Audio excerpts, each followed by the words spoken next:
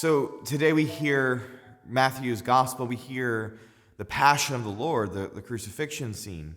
It's that long reading from Matthew. And there's a little point in it that I really want to focus in on. At the moment where the agony in the garden has already happened, Judas has already betrayed Jesus with a kiss.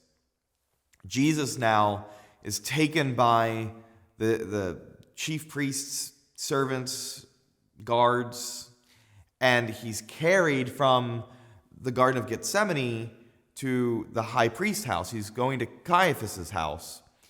And there in the basement of Caiaphas' house is this cistern, right?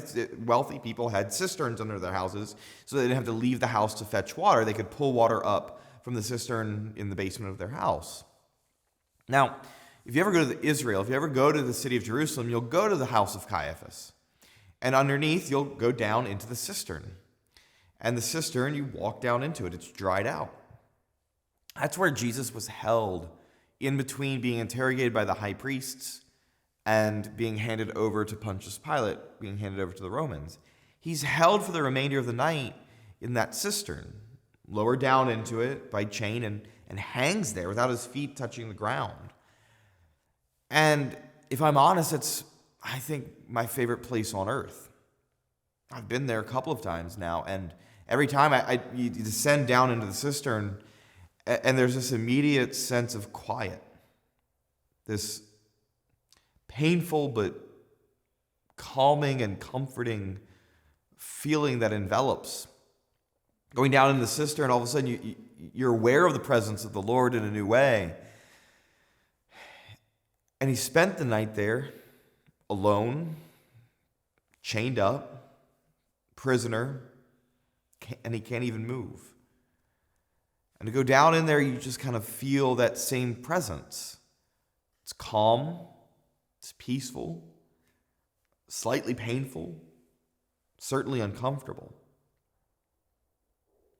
And if we can hold on to that feeling, if we can hold on to what that's like, then we begin to really understand what prayer is. A lot of times when people face moments of crisis, they come and they say, "Father, I can't pray anymore. I'm at a point I can't read my Bible because I'm crying too hard. I can't pray because I don't have the words to speak. I'm just weak. I'm exhausted. I can't pray anymore. Why when I need to pray can I not pray?" Take a breath. Sit there in the cistern with Jesus. When we reach the point that we cannot pray, real prayer finally begins.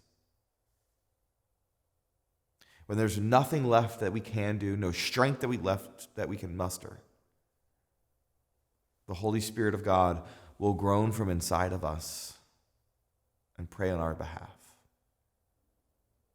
This is where we become holy. This is where we surrender into God's will. As we enter into Holy Week, today being the first day, sit in that uncomfortable, yet peaceful and comforting silence.